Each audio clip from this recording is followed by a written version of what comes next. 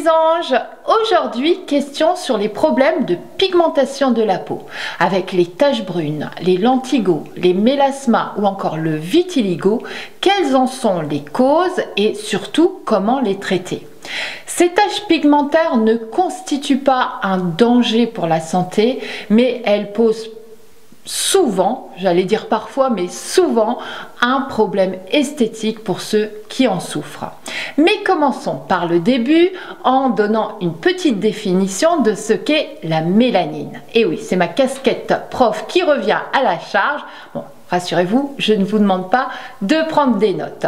Donc, la mélanine est un pigment naturel qui va déterminer la couleur de notre peau et que l'organisme va sécréter pour protéger la peau contre les rayons du soleil. Et donc, quand il y a surproduction de mélanine, on parle d'hyperpigmentation. Et donc, on voit apparaître de petites taches brunes qui contrastent avec notre peau qui est généralement plus claire. Et on retrouve ces taches généralement sur le visage, le décolleté, les bras, les mains, enfin, tous les endroits qui sont souvent ou le plus souvent exposés au soleil. Ici, on distingue différents types de taches. Vous avez tout d'abord le mélasma, qui est appelé également masque de grossesse.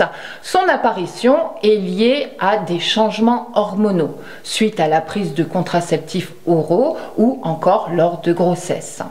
Vous avez ensuite l'hyperpigmentation post-inflammatoire, qui est due à de petites brûlures, de petites cicatrices ou même à des piqûres d'insectes, qui peut faire suite également à de l'acné ou de l'eczéma, ou enfin, dernière possibilité, c'est dans le cas d'utilisation de soins cosmétiques trop agressifs. Enfin, vous avez le lentigo, qui est appelé également tache du soleil ou tache de vieillesse, le terme qu'on adore. Et le pire, sachez que les petites taches qui apparaissent sur les mains s'appellent des fleurs de cimetière, le pompon.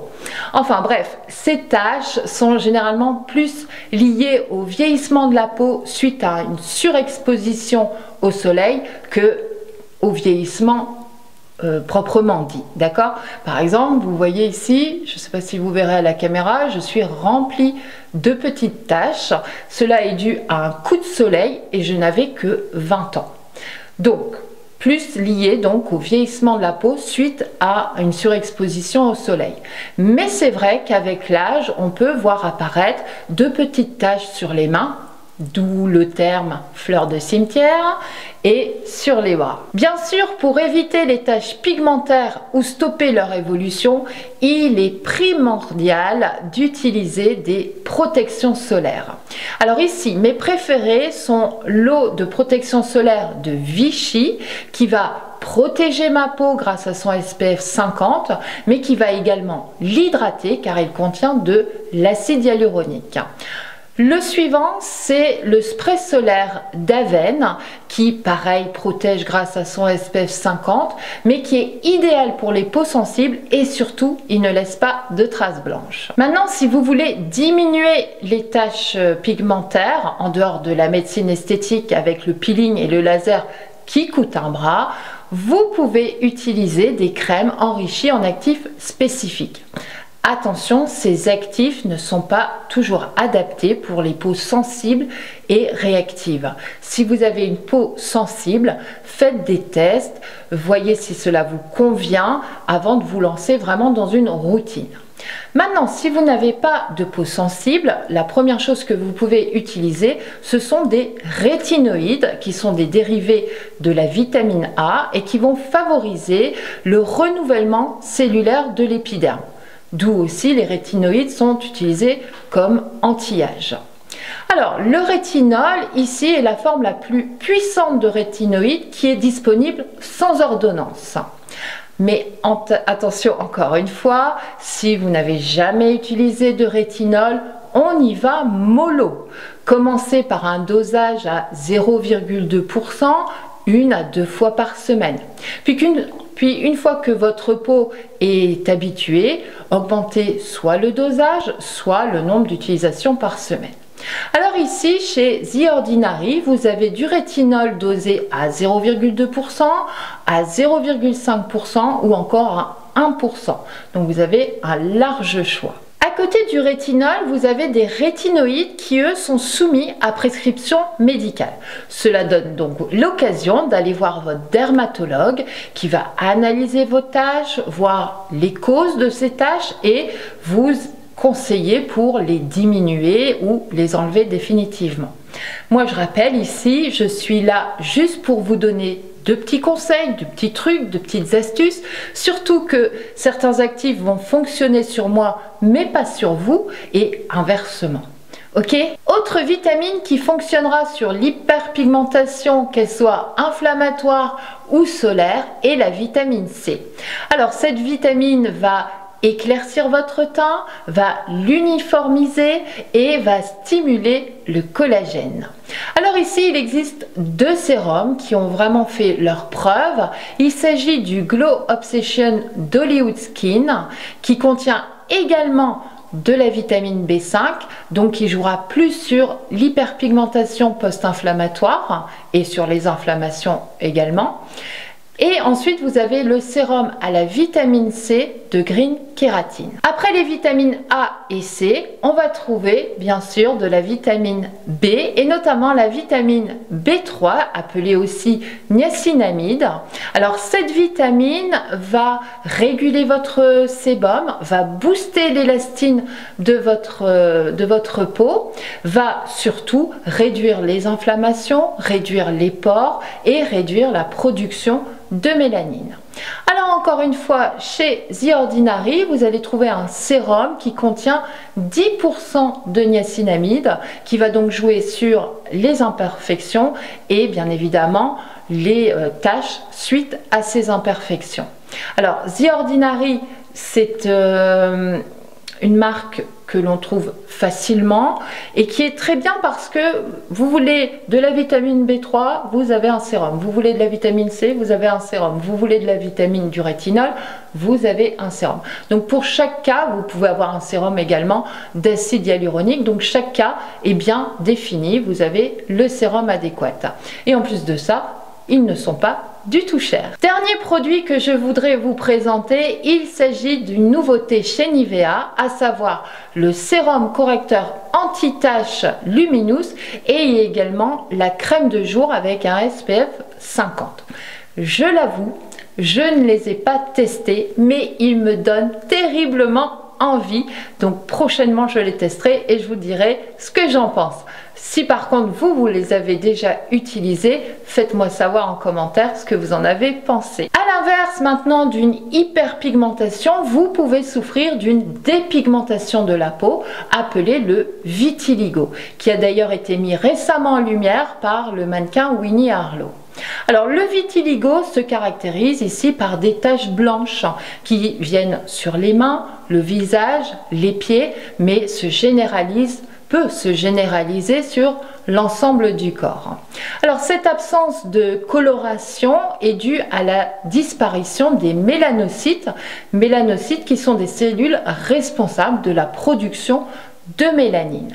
Alors c'est une maladie sans danger pour la santé, mais elle a un impact très important sur la qualité de vie liée à la dégradation de l'image de soi et au regard des autres. Les causes du vitiligo sont malheureusement mal élucidées.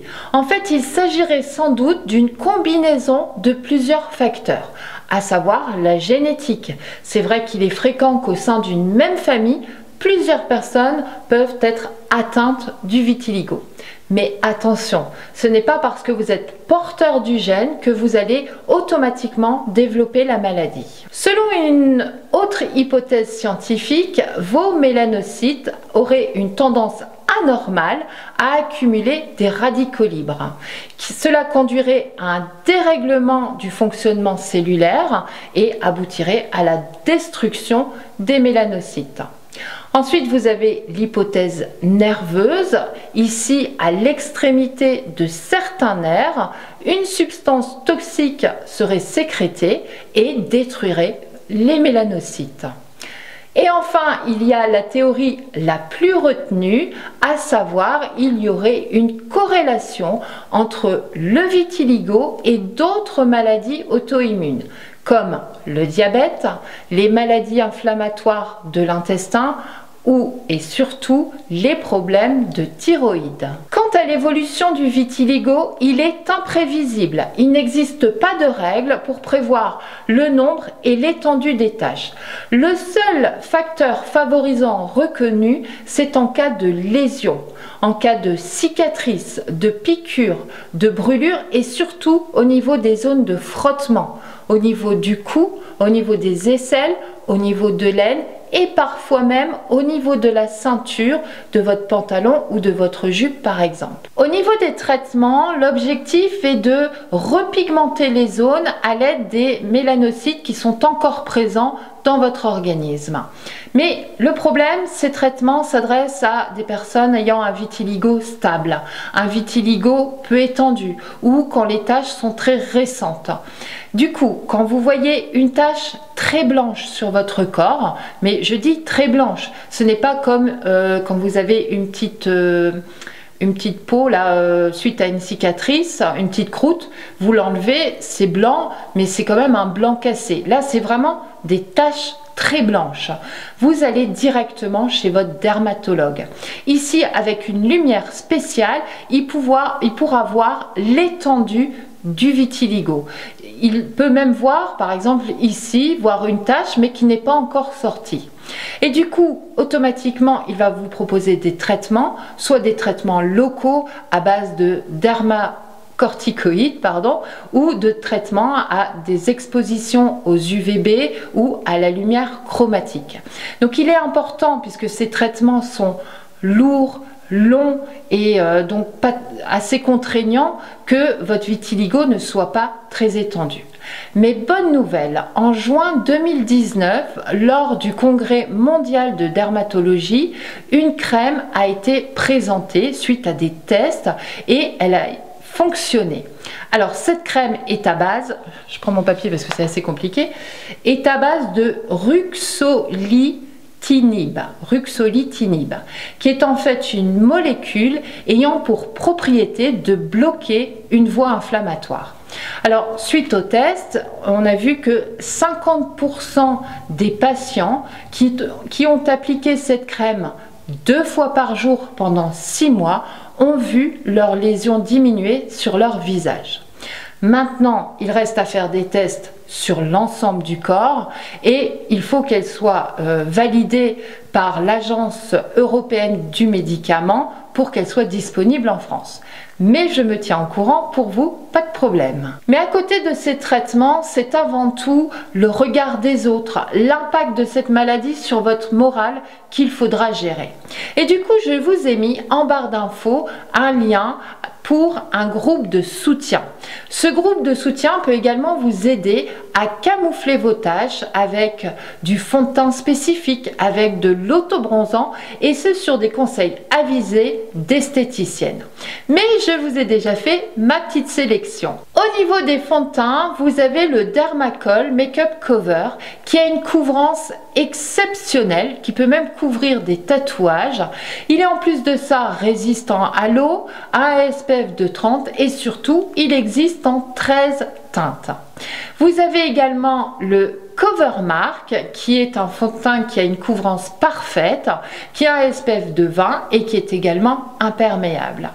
Pour ces deux marques, il existe également une gamme de fonds de teint pour le corps et des poudres matifiantes unifiant votre teint. Au niveau des autobronzants, vous avez la lotion teintée autobronzante de Zebratan qui est spécialement conçue pour le vitiligo.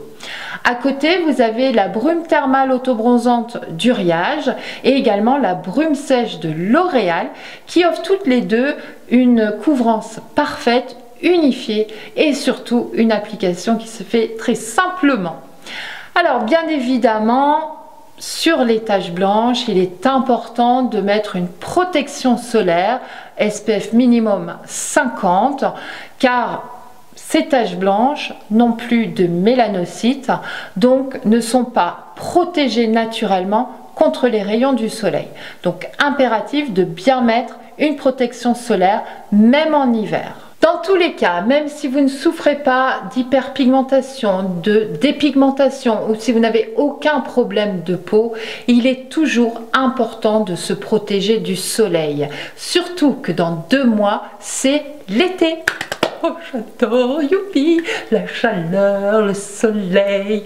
Enfin ouais, restons sérieux, on se protège même si on aime l'été.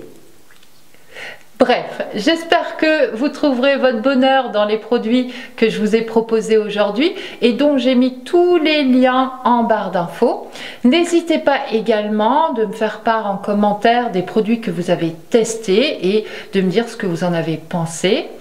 Et en attendant, je vous embrasse et je vous dis à la semaine prochaine.